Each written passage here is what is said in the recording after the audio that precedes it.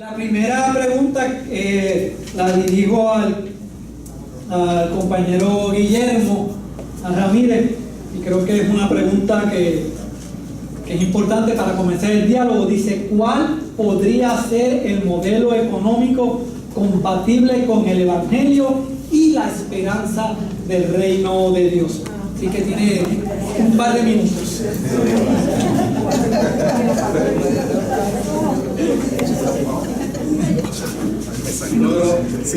De las técnicas que yo planteé fue la importancia de integrar lo económico en el discurso teológico, que eso siempre está.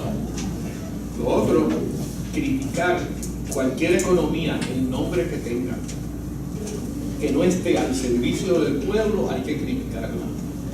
Pero yo no voy a decir aquí, aunque yo tengo mis respuestas, pues la alternativa es esta, porque no es cuestión de que yo diga aquí la alternativa es esta, no la física, pero es cualquier alternativa, cualquier sistema económico, y esto sí lo digo, el sistema económico capitalista es un sistema compatible con los valores humanos, y eso hay que decir. Eso yo lo voy a criticar, pero mi alternativa yo la tengo, yo me la guardo. O sea, yo creo que cada cual debe tenerla, ¿verdad? O debe reflexionarla. Estos no son respuestas completas.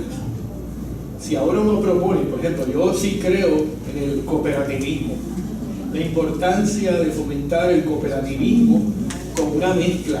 Y no estoy diciendo, cuando critico la libre empresa, el libre mercado, el mal llamado libre mercado, que como dije, un libre no regulación. Toda economía tiene que tener mercados, pero una cosa es que la economía tenga mercados, a que el mercado sea toda la realidad, que eso es el neoliberalismo. Desde esa perspectiva, mi invitación es a que estemos reflexionando y cuestionando cualquier sistema económico que demande que el público, que el pueblo esté al servicio, a merced de ese sistema, y no que ese sistema económico esté al servicio del pueblo. Gracias. Para la doctora Ríos, que me parece que es una pregunta que muchos podrían tener, ¿podrías abundar qué es igualitarismo? Hablaste de 4 elementos.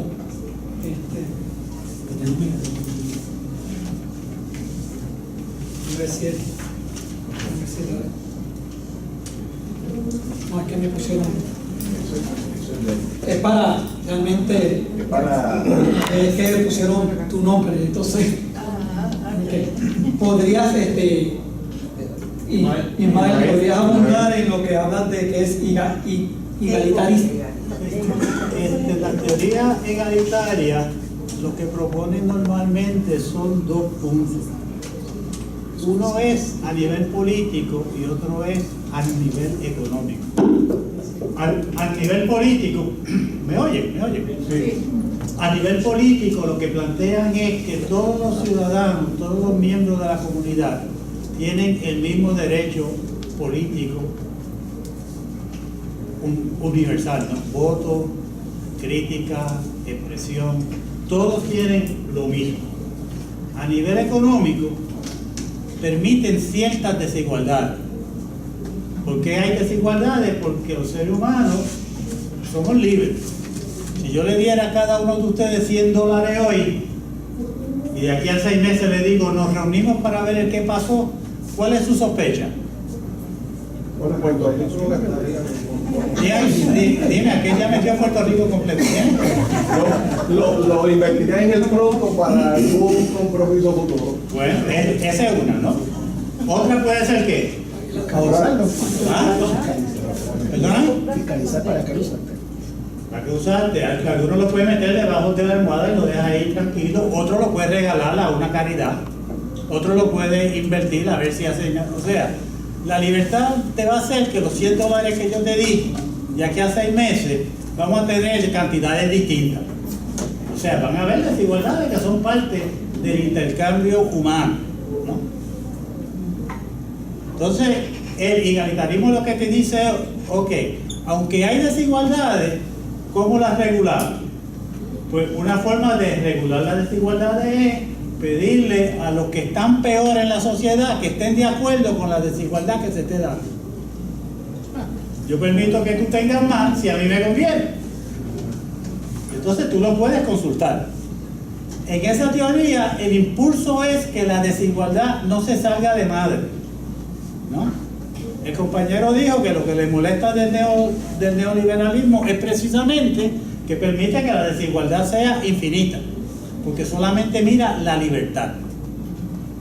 En la teoría igualitaria se mira la libertad, pero se mira la igualdad también, y trata de controlar. La teoría más comunitaria, y acabo con eso, no solamente trata de que la desigualdad se quede dentro de ciertos límites. Las teorías comunitarias tratan de eliminar tipos de desigualdad. Ahora, lo que está envuelto en esto no es el mercado. Como él bien dijo, toda sociedad tiene el mercado. Lo que está envuelto en esto es el tamaño del mercado y la intervención política que trata de regularlo. El neoliberalismo dice, mientras más intervención política, más intervienen con mi libertad.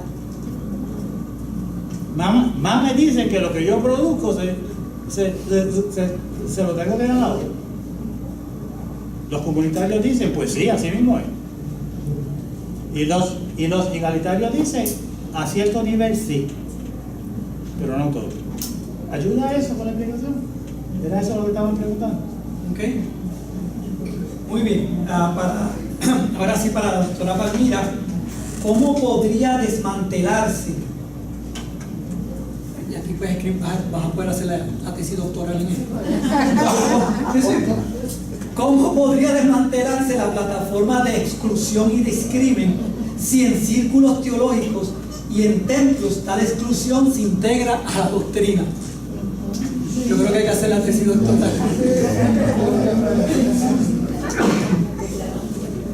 Más que la doctora Gratis, varios volúmenes se pueden escribir al respecto. Realmente el punto que yo quería traer es la importancia de reconocer de que esas exclusiones ocurren dentro de nuestra congregación. Porque el argumento es que se niega, o sea, que las congregaciones leemos el Evangelio, leemos los versículos, etcétera, y creemos, estamos convencidos de que sí somos incluyentes, de que amamos a todo el mundo igual, pero realmente en la práctica no lo es, y se justifican las exclusiones, y siempre va a haber un versículo bíblico para justificar nuestra acción. La esclavitud fue justificada con textos bíblicos, o sea, todas las barbaridades en la historia van a encontrar un texto bíblico para justificar. Así que es como empezamos desde adentro de las comunidades de fe, en nuestras pastorales, en nuestras actividades, a reconocer, primero, como en el colegio, reconocer que tenemos un problema de inclusión, de que no podemos empezar a seleccionar a quienes incluimos y a quienes dejamos fuera. Es difícil porque no nos criaron para ser incluyentes, para mirar a todas las personas como iguales, no nos criaron en esa forma. Así que tengo que romper con los patrones de socialización con los cuales nos formamos, empezar a identificar esos sectores y buscar las formas y maneras de inclusión.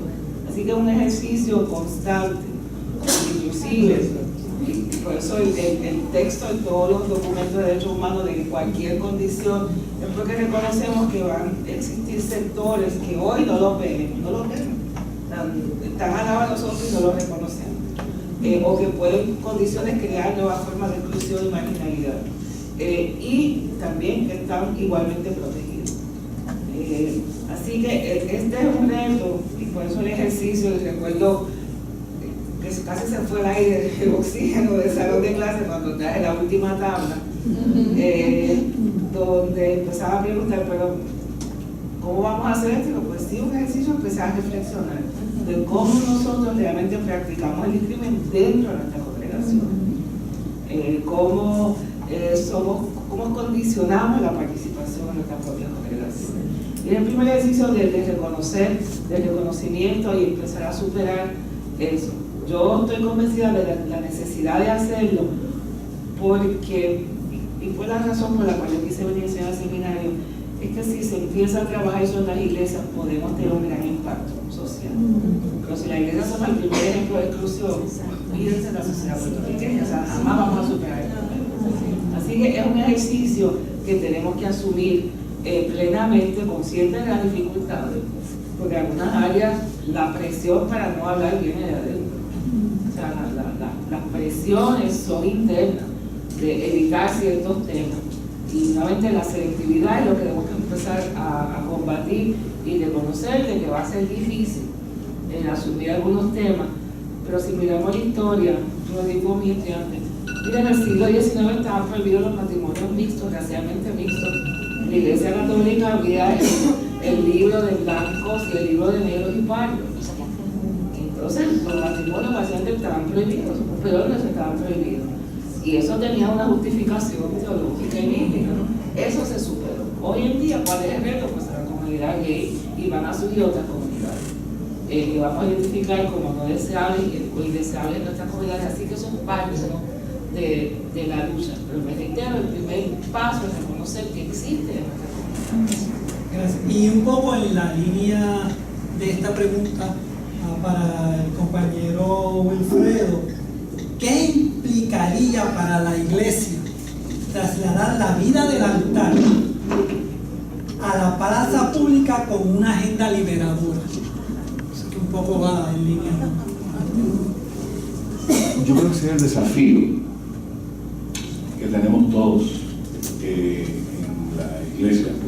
Por ejemplo, cuando uno examina en un texto que utilizo, que se utiliza mucho, la experiencia de Jesús en Lucas capítulo 4, verso 8, la experiencia en la sinagoga de Nazaret, claramente se ve un compromiso del Señor con los necesitados, con los afligidos, con los pobres, con los menesterosos, y la proclamación del año agradable del Señor.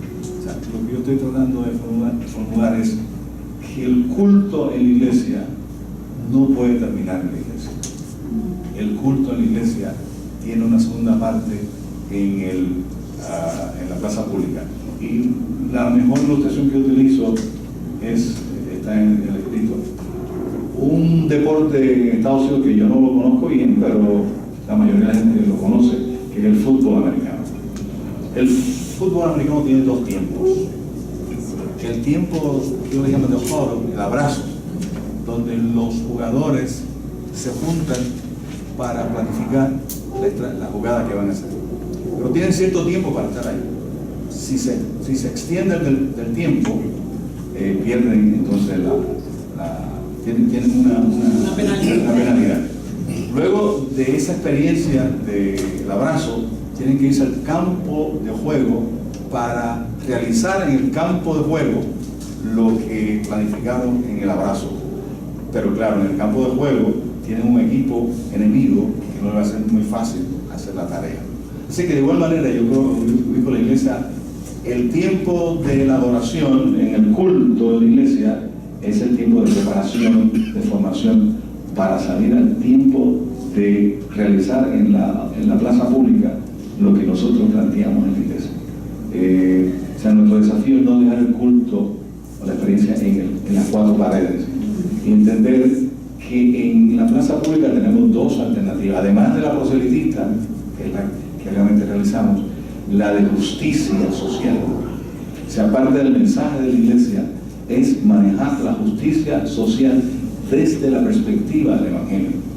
Y esa justicia social implica ensuciarte las manos, implica, por ejemplo, nosotros aquí en Puerto Rico, en la iglesia fundamentalmente somos gente funcionamos a base de ser PNP o de ser popular fundamentalmente, que son los dos que han tenido el poder en el gobierno, o de ser independentista. Si no lo hacen desde esa perspectiva, sencillamente no lo hacen desde el Evangelio. Y la gente hoy día se siente más comprometida. Primero son PNP o populares o independentistas, y después son bautistas, pentecostales, metodistas, o lo que sea. Y ese es un gran desafío. Es que vivir en una colonia es sumamente difícil. Gracias. Para el compañero Ismael, y aquí también tiene para escribir una especie de posgrado, hay un lenguaje ético religioso puertorriqueño y cómo se relaciona este lenguaje con la situación de nuestro país. Yo no he podido identificar un lenguaje ético religioso puertorriqueño. Los lenguajes éticos son medio complicados y cuando tiene que ver con justicia es más complicado todavía. La comunidad cristiana, y a lo mejor el compañero aquí me critica un poco, la comunidad cristiana cometió el error de cerrar los evangelios muy rápido. Entonces, dentro de los textos cristianos no hay mucha ética social. Lo que hay es ética de iglesia. La gente decía, pues mira, dentro de la iglesia se portan así, más o menos, y se maneja la vida bien. En el Viejo Testamento hay mucha ética social. Por eso es que cuando los cristianos hablan de la justicia de Cristo, inmediatamente lo hacen profeta. Lo ponen para el Viejo Testamento. Porque no queda claro que Jesús estaba muy interesado en el tema de la justicia como tal, y los cristianos luego no estaba claro que tuvieron experiencia de tal manera. Acuérdense que cuando los cristianos cerraron el texto, era más que un grupito de gente ahí que no había hecho nada.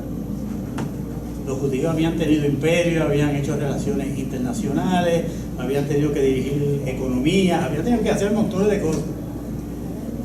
Para nosotros los cristianos, eso vino luego con las iglesias. ¿Okay? Así que le doy eso como un trasfondo de por qué esto es tan complicado para nosotros. Yo no he podido identificar un lenguaje particular cristiano sobre la justicia puertorriqueña. A lo mejor ustedes me pueden ayudar con eso, pero no lo he podido identificar. Ahí lo que yo veo es que los cristianos participan del lenguaje cultural y usan ese lenguaje como la manera en que se expresan. Parte de lo que usted dice, de que se sienten más populares, que esto. El problema es que esos populares y estadistas e independentistas son cristianos. O sea, que ellos no hacen esas separaciones tan bruscas, ¿no? Pero cuando piensan políticamente, piensan en términos partidistas y ese es su interés. Cuando piensan económicamente, pues piensan así, ¿no? Así que no he podido identificar. ¿Puedo decir algo más que acá? Porque como es una tesis doctoral. Los grupos sectarios en Puerto Rico seguramente tengan más recursos de tener un lenguaje distinto al de la cultura. Lo que pasa es que en Puerto Rico yo no he podido identificar muchos grupos sectarios. Casi todos los grupos están comprometidos con la cultura a un alto nivel. Pero los grupos sectarios, por definición, se separan de la cultura y definen sus propios problemas, sus propios proyectos, sus propios lenguajes, sus propias visiones. Entonces pueden confrontar a la cultura con esa visión. Y el problema no es participar de la plaza pública. El problema es ir a la plaza pública a decir, como el Evangelio de Juan hace, ustedes están todos mal, yo tengo la comunidad alternativa. Pero aquí eso yo no lo veo mucho, ustedes me pueden dar más sobre eso. Si eso se diera, se podría hablar más de algo así. Pero yo creo que la Iglesia de Puerto Rico está muy envuelta con la cultura y definen los problemas más a nivel cultural que a nivel religioso. Una observación sobre eso. Ok. A mí me parece que la Iglesia Pentecostal ha sido exactamente eso. ¿Sí? Ha sido una contracultura en la cultura. Exactamente eso.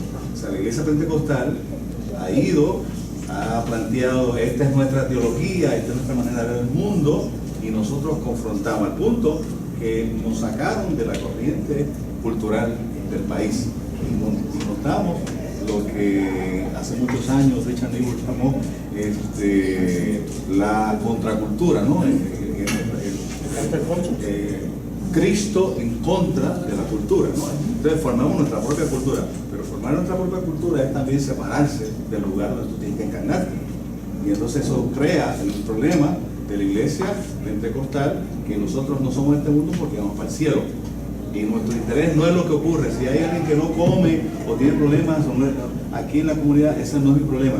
Yo estoy concentrado en las cosas espirituales y no tengo ningún compromiso con lo inmediato.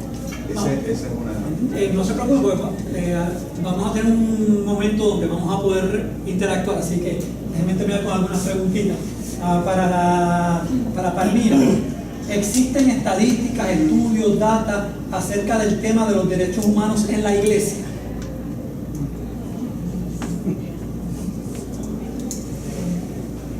Yo no conozco muchos estudios, sin embargo, de hecho, uno de los trabajos que estuvimos haciendo en la clase del curso sobre derechos humanos que se ofreció aquí en el seminario, se empezó a recoger información en esas áreas. Hubieron varios trabajos sobre el discrimen contra la mujer en las iglesias, donde sí se estuvo recogiendo datos empíricos al respecto, sobre varios aspectos que, de hecho, uno de los trabajos inconclusos es ver cómo se recogían esos trabajos, a ver si se podían publicar, porque eran de los pocos casos que yo conozca de investigación sobre la actividad religiosa y las actividades en las congregaciones que yo tenga conocido. Así que quizás una tarea que se deba darle seguimiento para empezar a tener más evidencia empírica de lo que realmente acaece en la iglesia. Es importante que eso no lo puede ver fácilmente en los modernos de educación cristiana. ¿Cuántas lecciones hablan sobre derechos humanos? Y eso ya de por sí nos da una idea dónde están. Así que me parece, gracias.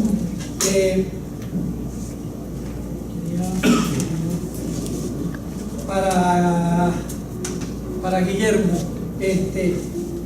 ¿cómo creamos espacios de diálogos en las congregaciones para atender el tema económico y cómo imaginas ese espacio? Los espacios de diálogo, yo creo que los podemos crear como estamos haciendo esto. Lo que tenemos es esa preocupación que nos hemos percatado. El texto bíblico ya lo tiene, ¿verdad? No es un asunto de que yo me estoy inventando esto ahora. Es un asunto que ya estaba, pero nosotros no lo veíamos. Sencillamente dialogando, persuadiendo, proclamando en estudios bíblicos, en conferencias. Nosotros como iglesia tenemos el llamado y tenemos la oportunidad de exponer estos asuntos. El problema es que nosotros no lo hemos expuesto por las amenazas que recibimos indirectas, porque no son directas, en ocasiones sí son. La generación del 60 de las iglesias discípulos de Cristo aquí sufrieron eso. Hay un castigo directo y podemos identificar otros grupos también. Pero el llamado no es ahora, como yo he dicho en otros contextos, a desesperarnos y ahora, no, el llamado es a seguir reflexionando. Mira, estas áreas nosotros las hemos dejado de lado y no las hemos tocado, y aquí, como decía la imagen de Max Smith, de los bancos, aquí se trata de vida o muerte. Esto no es un asunto de porque yo tenga una postura más liberal o más conservadora. Esto es vida o muerte, que están muriendo personas a nivel mundial. Y nosotros los más tranquilos y felices, cantando y alabando. Yo creo que tenemos que cantar y alabar, mantener esa salud, ¿verdad? Esa alegría, pero señalando y poniéndolo el dedo sobre la llaga. Hay un texto que nosotros hemos malinterpretado, pero completamente. Es el texto de la parábola de los talentos que aparece en Mateo, aparece en Lucas y en Lucas, Mateo y Marcos. Es interesante que uno le pregunta a una persona, ¿y cómo se interpreta eso? No, pues el bueno era el que invertía. Cuando uno lo investiga y lo analiza en aquel contexto, era todo lo contrario, se estaba criticando. Ese es un texto que nosotros hemos empleado para una glorificación, para la acumulación y la apuesta. Vamos al índice de valores, vamos a estar invirtiendo. Pero el texto era todo lo contrario, y cuando yo lo veo fuera de contexto, termino diciendo otra cosa. Pregúntele usted a la iglesia, a muchos de nuestros pastores y pastoras, cómo hemos estado predicando. Yo me confieso también, cómo hemos estado predicando ese texto, y lo hemos predicado como una glorificación a la inversión, al mercado. Entonces, eso es un tema que yo creo que poco a poco, con amor, ¿verdad? Porque no es que vayamos ahora a darle de cachetada, pero con amor, ir diciéndolo, sabiendo que eso tiene un precio. No nos pongamos aquí muy románticos, eso tiene un precio, y los que hemos dado esos primeros pasos rápido lo experimentamos porque nos lo dicen.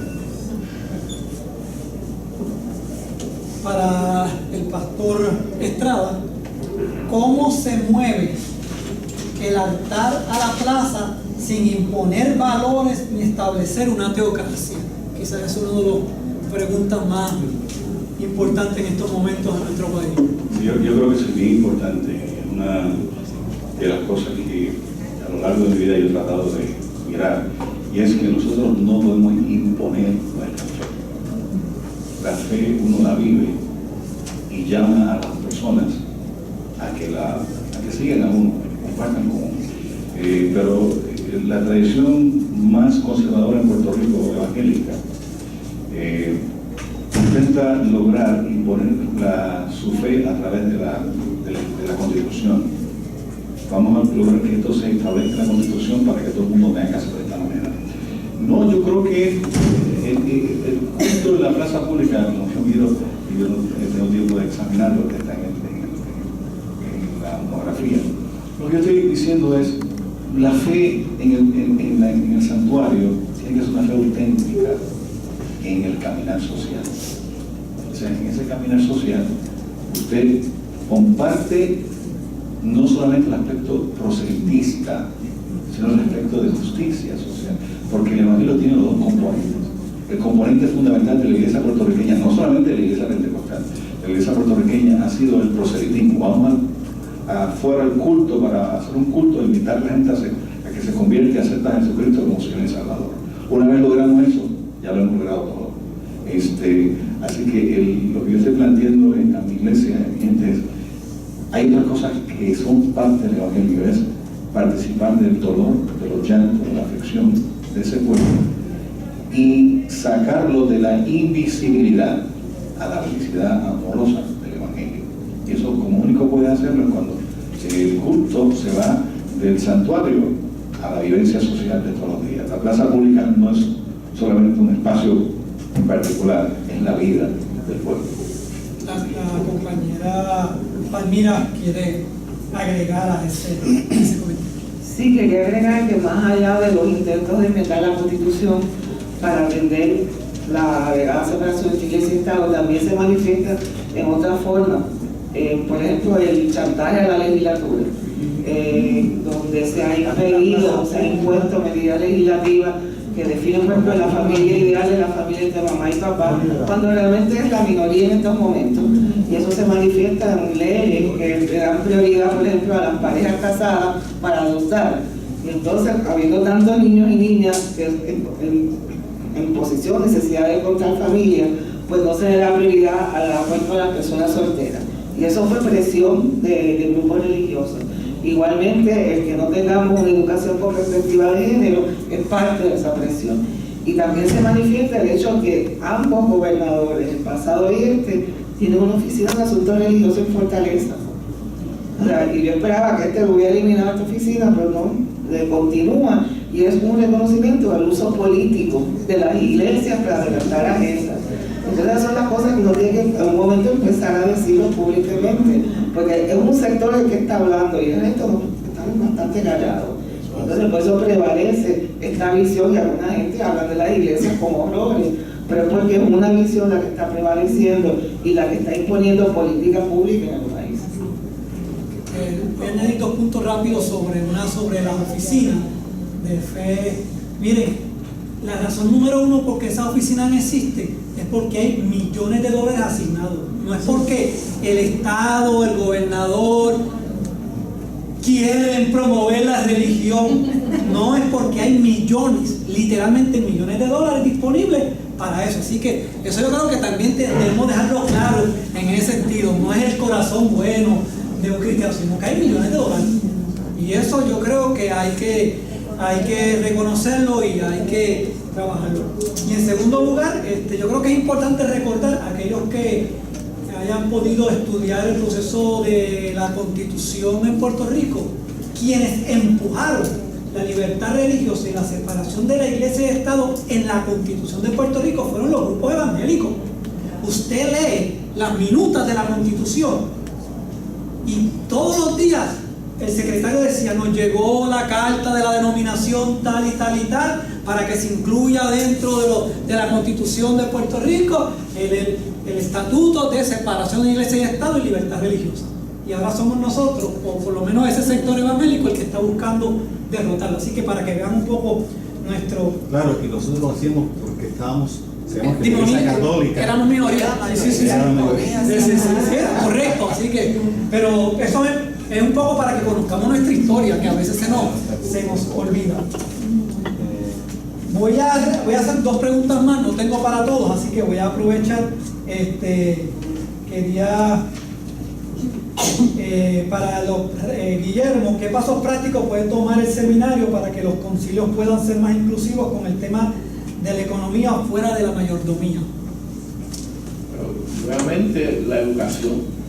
Yo creo que entre nosotros uno de los elementos principales o herramientas fundamentales que tenemos es la educación en cursos como lo estamos haciendo ahora. Cuando los profesores y las profesoras vamos, se escogen a veces temas, incluir ese tema. Yo creo que lo que hemos presentado aquí, las 4 perspectivas, en todas, la economía es uno de esos elementos que impactan, ¿verdad? No es que ahora vamos a agotar todo a nivel de la economía, pero ir señalando cuán importante ha sido y cuánto peso se le da, ya sea para que hablemos o para que nos callemos.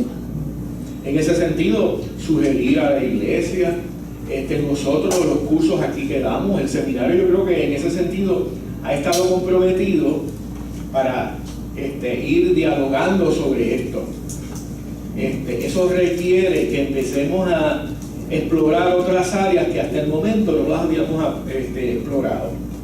Por ejemplo, en el curso que estoy ofreciendo, yo estoy invitando a una serie de economistas, ¿verdad? Pero aún los mismos economistas, de aquí, del otro lado de la avenida Ponce de León, profesores de allá, que vienen de acá, y otros de Amherst, de la Universidad de Massachusetts, todos reconocen que las ciencias económicas, que son parte de esas ciencias sociales, no son ciencias objetivas. Aquí, yo cuando presento esto, yo no vengo desde la neutralidad a abordar esto, yo vengo desde la situación de vida o muerte. Y cuando hay situación de vida o muerte, no es posible para mí que yo esté neutral y describiendo la realidad. Cuando hay situación de vida o muerte, y cuando los que están en esas situaciones son seres humanos, terrícolas como nosotros, me gusta, independientemente que seamos del Caribe, que seamos del Pacífico, de África, donde seamos, ahí nosotros nos tenemos que mover, porque de otra manera todo lo que estaríamos diciendo, nuestro discurso sería un discurso en el lado negativo, religioso. Hay un aspecto religioso que es positivo, pero hay un aspecto que es tímbalo que retiñe, suena, pero realmente con poco contenido. Yo creo que en ese sentido es nosotros atrevernos. La dificultad en esto es que yo puedo tocar otros temas, me dicen, qué bien, eso es un tema interesante, sigue, explóralo aquí, pero cuando yo toco la economía, ya ahí me va diciendo, aguanta, porque eso inflige, eso toca muchos bolsillos, tanto de personas individuales como de instituciones. Lo que ocurrió ayer en Puerto Rico, que se decidió por afirmar la propuesta legalmente, jurídicamente, de Doral frente al Estado, es muestra de eso.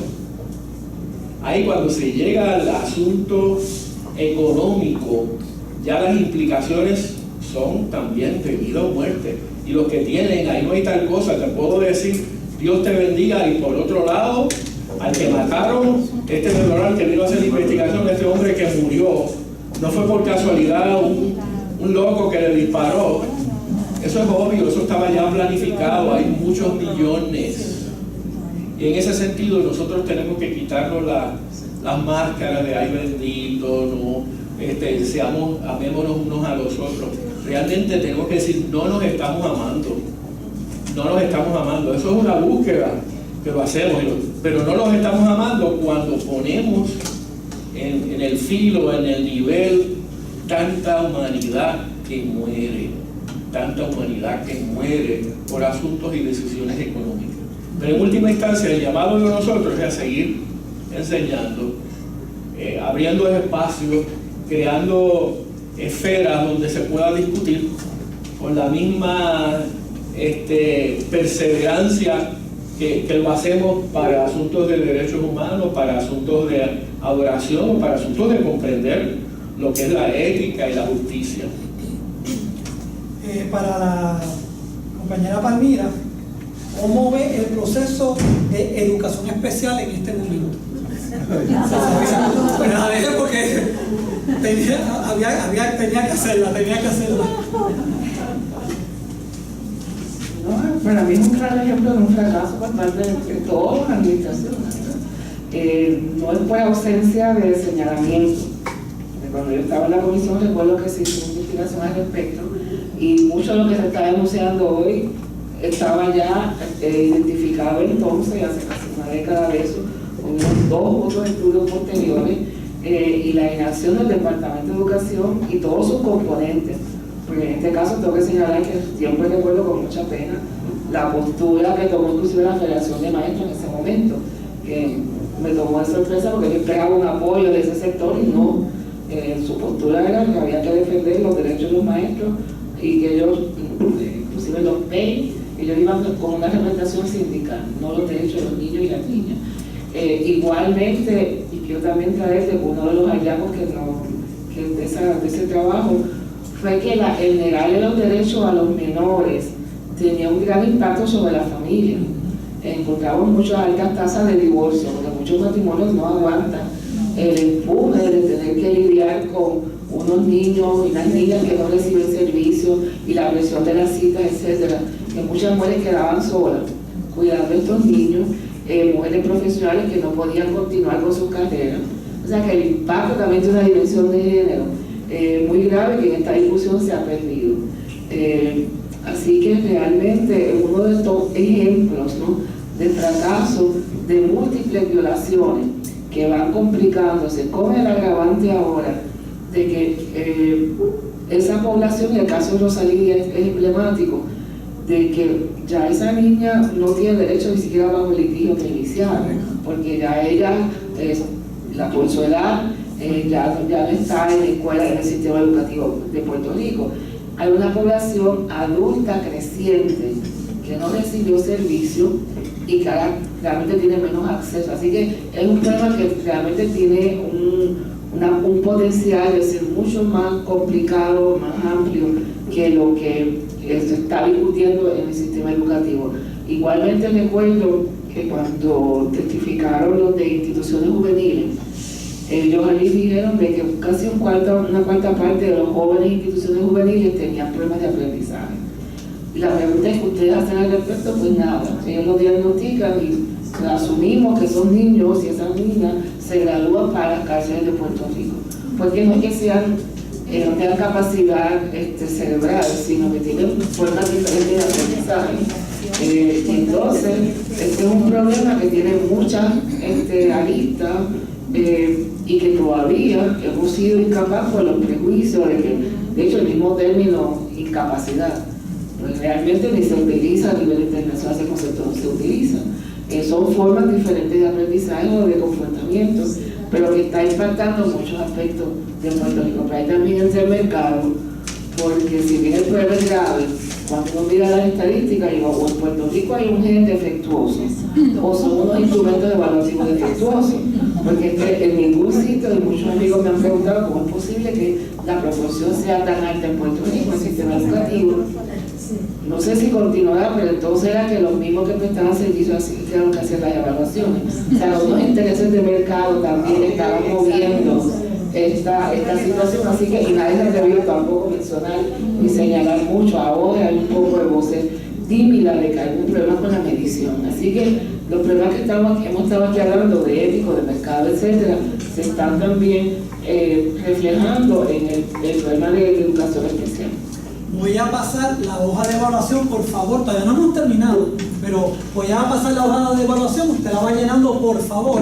Tengo una pregunta más que quiero hacer y después tenemos un par de minutos para dialogar. El grupo está atrasado, así que nosotros podemos terminar temprano e ir a almorzar sin mucho tapón, así que vamos a aprovechar.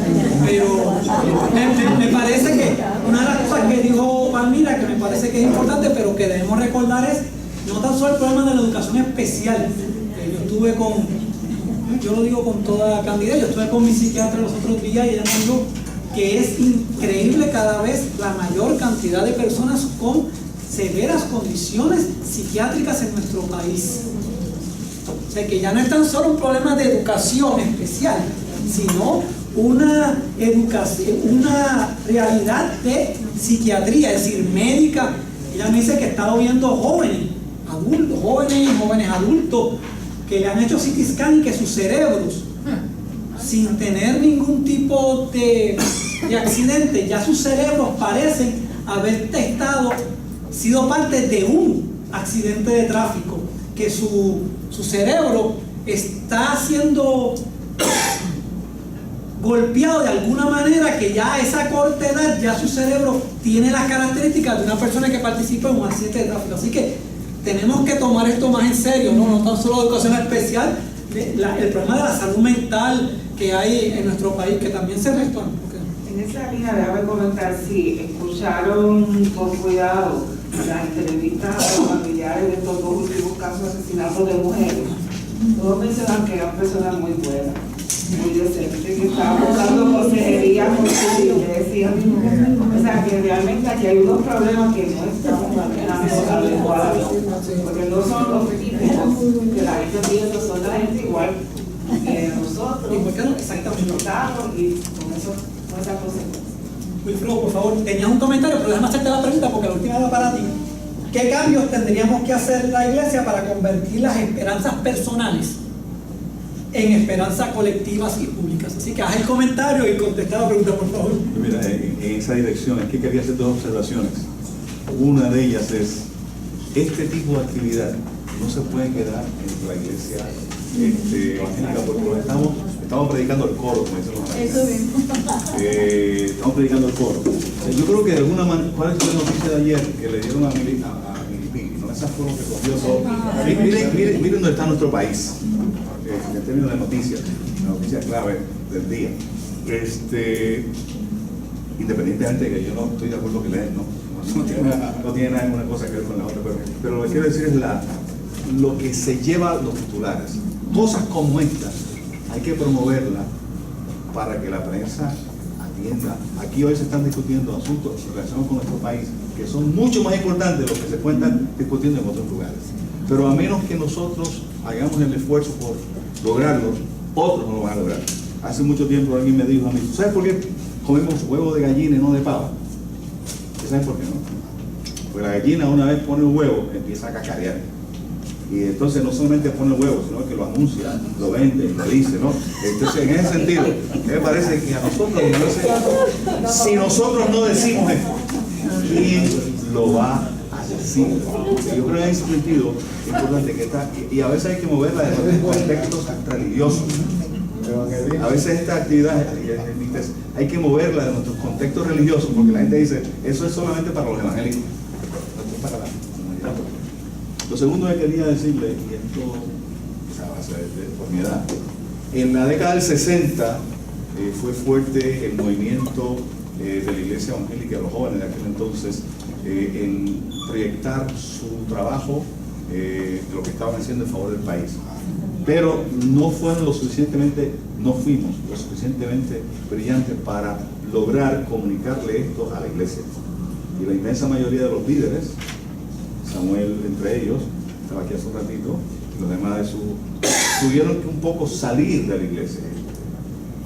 Y se creó un ambiente de tensión entre los ancianos y los jóvenes de aquel entonces.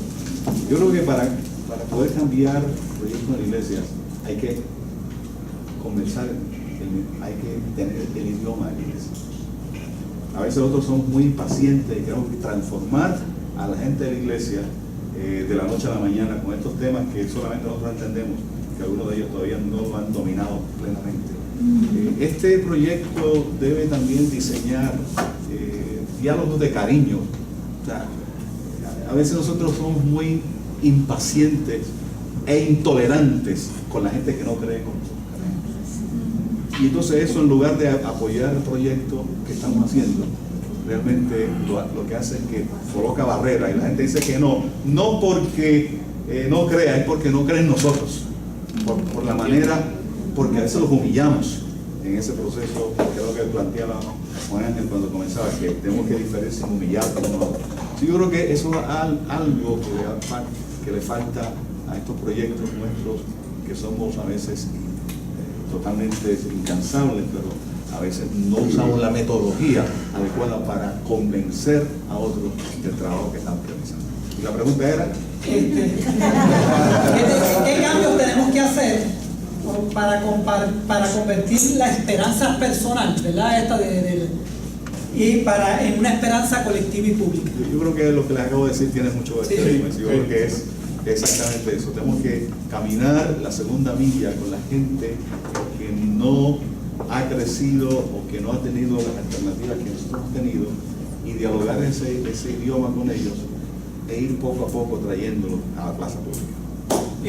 Quiero terminar agradeciéndole a cada... Dime.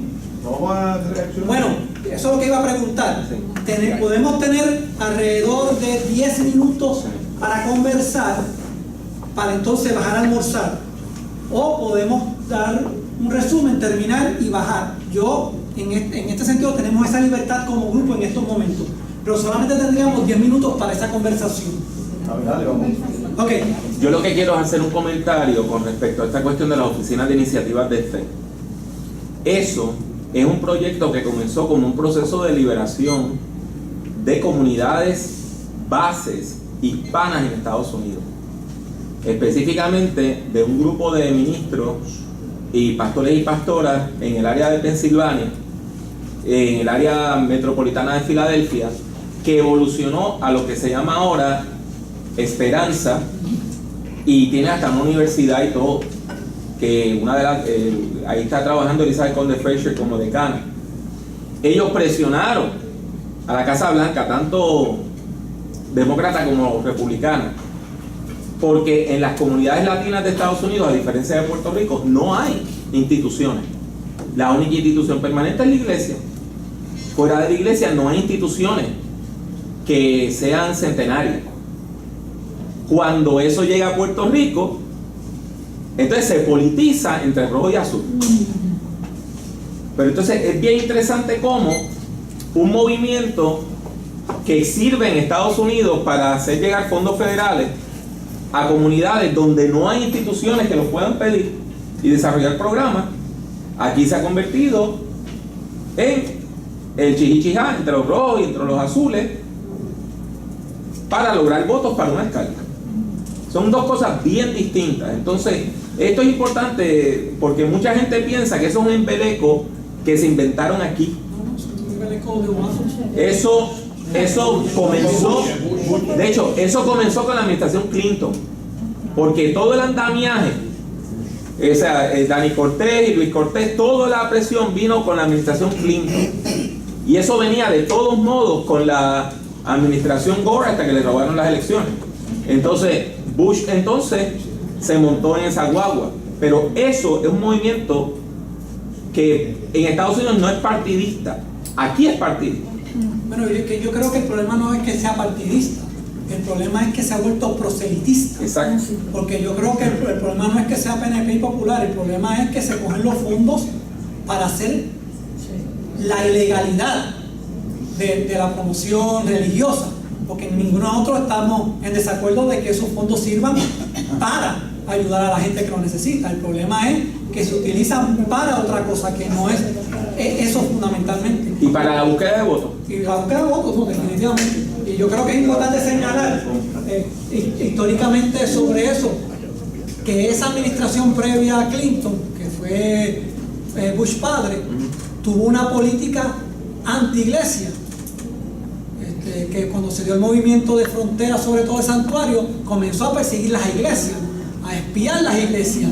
Y entonces, buscando el visto bueno político también, pues se hace el otro. Entonces se dice, bueno, pues como esta gente los ha perseguido a ustedes, pues yo les voy a hacer lo otro. Así que hay una cuestión histórica y gracias por traerlo, porque es importante que recordemos los procesos históricos en todo esto. Lester, tú tenías algo, perdóname, que queríamos... Creo que eso es otra cosa. Bueno, era más o menos la misma línea, que la cosa hay que llevarla un poco más atrás, desde RIA y toda la ideología que en aquel momento se estaba marcando para tratar de ganar un sector de la iglesia y mantener el maridaje iglesia política, ¿no? Que lamentablemente somos víctimas de ellos todavía. Lester. Un comentario, a mí me parece que un punto que no se ha mencionado, claro, no pretendemos que en 2 horas aquí se mencione todo, pero es cómo incide en toda esta discusión el fundamentalismo religioso, porque toda la agenda de separar lo personal de lo público tiene un fuerte contenido fundamentalista y de interpretación de los textos desde un punto de vista fundamentalista. Y mientras esa estructura esté vigente y sea dominante, es difícil, desde mi punto de vista, transferirse a lo público con una agenda liberadora. Porque yo creo, a diferencia tal vez de Wilfredo, y tal vez son énfasis, que las iglesias están en la plaza pública. Lo que pasa es que están con una agenda, de la misma agenda que tienen en el púlpito, individual y proselitista. O sea, están en lo público todavía con una agenda de lo personal y conservadora, los valores conservadores. Y así lo dicen. Y yo creo que nuestros hermanos y hermanas fundamentalistas están claros. El último comentario que yo hago, yo creo, y yo soy de los que tal vez me dicen que yo sueño mucho, pero yo soy pesimista con respecto a esta generación. Yo creo que esta generación la perdimos. Que lo que hay que hacer es educar para que venga una generación, que venga con una iglesia, que se cree una iglesia que integre lo personal y lo público con una agenda liberadora. Esa iglesia no existe. Hay un tranque muy marcado entre una iglesia con agenda personal, pocas iglesias con una agenda social, y no ha habido todavía la síntesis de integrar lo individual con lo personal y una espiritualidad que yo llamo comprometida a la acción transformadora. Eso yo creo que está por forjarse. Nos toca mucho que hacer de educación en la base, en los seminarios, tanto en los formales de educación avanzada como en los seminarios de las denominaciones, para ir creando una nueva generación, jóvenes y niños, con una mentalidad que integre ambas. Esa es mi visión, yo la comparto para que nos sigamos hablando. Vamos a concluir. ¿Ya? ¿Tienes algo? Okay. Estoy tratando de darle, tratemos de ser lo más preciso para poder, porque tenemos como 5 minutos más.